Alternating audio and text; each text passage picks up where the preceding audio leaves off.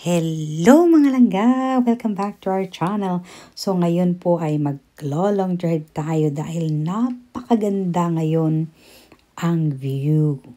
So we're going to witness the beautiful fall season that is characterized by nature's spectacular display of vibrant red, gold, and yellow foliage, accompanied by cooling atmosphere and shorter days. So makikita na natin may mga red leaves and yellow, golden. Yan, ang ganda talaga.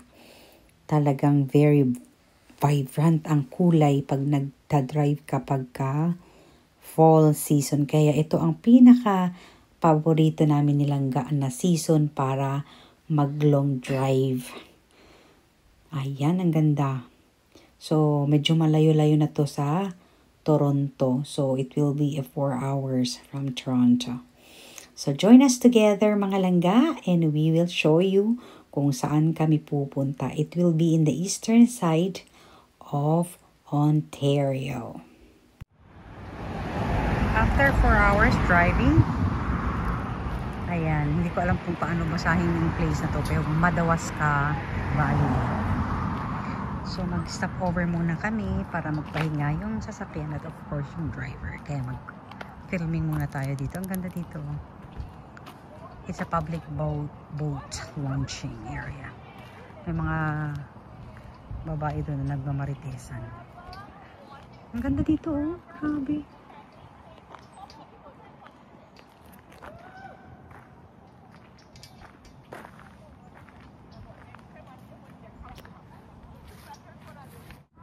Ayan, silang bumaba na rin siya. Gusto niyang upo siguro doon. Ang ganda kasi yung kulay ng fall.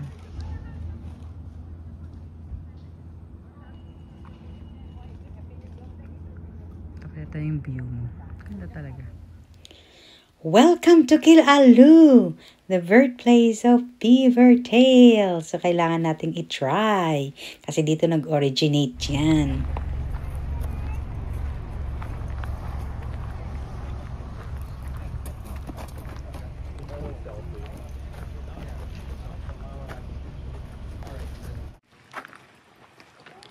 Yan ang beaver tail. Ito ang birthplace. Yan silangga. Birthplace ng beaver tails. So mag-ano muna tayo doon. Mag-burger muna tayo doon bago tayo bibili dito.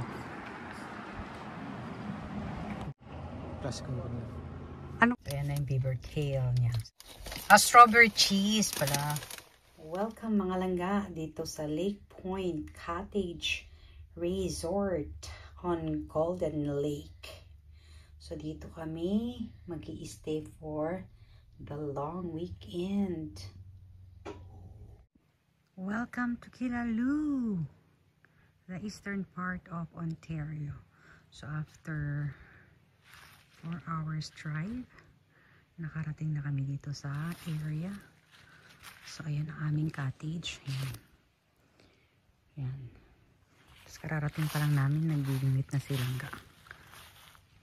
Kasi ang fishing kasi dito sa amin is just a leisure time naman pag may time kami. Kung meron man siyang madingwit, meron tayong ulam. Pero pag wala, it's okay din. Kasi marami naman tayong pagkain. Yan. So ano lang, relaxing kasi siya at therapeutic ang fishing. Tapos hapon naman na. Ang ganda. Pwede rin kaming mag-ano yun, no? Pwede kaming mag-kayak. Ayan ang kayak yun. Free siya. Dito sa loob ng cottage area. Ang ganda sa area na to. Ayan nyo. Ayan. Ang ganda. Punta tayo dun mamaya. Papakita ko muna yung ano namin. So, ayan yung cottage namin. Ano lang talaga siya. Pangdalawahan lang talaga siya. May cooler kami. Kasi andyan yung ano, pain niya. Ulaga. Ayan. Yan ang tulugan namin. So, tulugan lang talaga siya. Ayan. 1 queen size bed lang siya. Tapos may heater. Ayan. May isang ref dito sa tabi ko. Ayan. Ayan, may ref na maliit. Tapos may common kasi kaming washroom din, no. Diyan. Tapos common kitchen. Ang ganda. Ganda siya ng kitchen tsaka no. Pero pupunta tayo doon, tingnan natin doon. So pwede ka ring maglaro dyan. May mga laruan dyan. Parang ping-pong. So tingnan nga natin dito. Kung anong meron dito. Kasi ito, parang maganda rin ang area dito eh.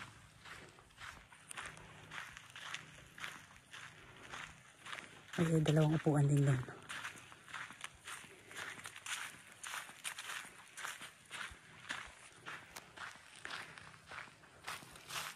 Sa area naman na to, ito naman ang view dito. Ayan. May mga dalawang upuan talaga siya. Pwede kang umupo dito. Tapos, i-enjoy mo yung view doon. Ganda, sobrang ganda. Kailangan natin to. Paminsan-minsan sa buhay, mas lalo pag nag-work hard ka talaga. Ayan, ganda. Ayan, common place yan. Diyan ka pwedeng maglaro ng Scrabble. Maraming mga laruan dyan. Tapos yan yung common kitchen. Ang ganda ng kitchen nila. Linis. Ganda talaga dito. Tapos pwede ka ding mag-ano ng, ayan o, pwede kang mag-campfire. Tapos kung may nabingwit ka, edi yan, tutunuin mo na doon. Diba? Ganda ng area na to. I love this place. First time namin dito actually because it's 4 hours drive from Toronto. Itong lake na to is Golden Lake. Ang ganda ng mga kulay ng mga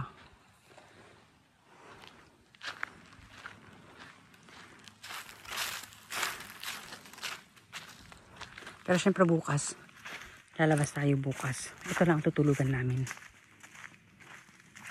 Lumipat na silang pumunta na sa kabila. Yung may siguro wala siyang mabingwit sa malapit sa cottage namin. Ganda dito.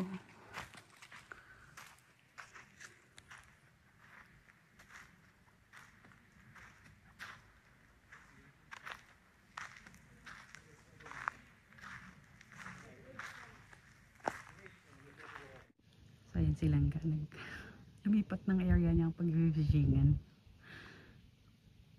2 o'clock pa kasi. Wala nang mga isda. Pero ang ganda dito talaga. Sobra. Kahit paupo ka lang dyan. Oh.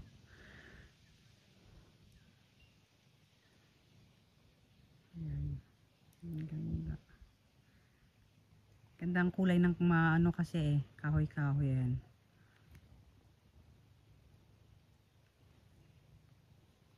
Ganda yung kulay ng mga dahon. Kasi fall season na dito. Tapos very siya. Peaceful talaga. May bisita ako. Tingnan nyo kung sino ang bisita ko ngayon. Ayan o. Ayan siya. Ayan.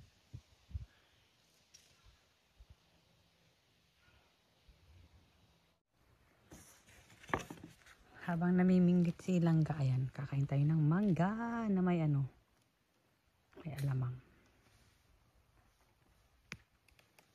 Makulimlim na yun. Ha? Upuan. Upuan. Ayan na si Langga, oh. Marami daw isa sa gitna kasi, kaya pumunta na siya doon.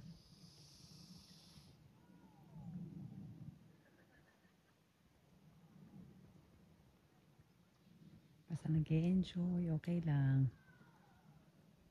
Night fishing na si Langga. Oh, ganda ng sunset, oh. Meron daw siyang nakakuhang isda. Antay ko na siya para magsugba tayo. Marami daw isa dyan sa may island na yan sa kabilang dako. Pero ewan ko, pupunta siya dun. Siya, ko para makayanan na nag-fishing siya. Diyan.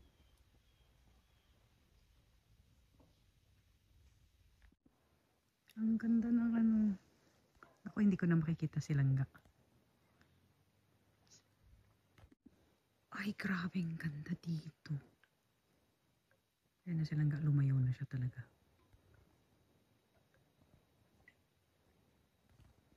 Ayan na naiwan sa sinuban namin na biningwit ni Langga. Kalimutan na namin magano kanina. Kinain na namin bago kami Yan na lang naiwan.